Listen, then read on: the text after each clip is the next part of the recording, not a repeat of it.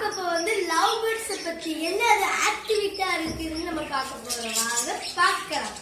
Okay, இதுதான் நம்மளோட குட்டீஸ் கிட்ஸோடது லவ் பேர்ட்ஸ். இப்போ பாருங்க गाइस, நான் வந்து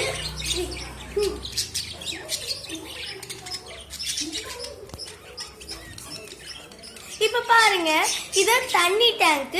இதுல வந்து நாங்க ஃபில்டர் பண்ணி இங்க ஃபில்டர் பண்ணி வச்சு நாங்க கவுத்தி போட்டுக்குவோம். இதுதான் இந்த தண்ணி. பாருங்க எப்படி ஆக்கி வச்சிருக்குன்னு. சரி, இப்ப பாருங்க, ஓகேவா?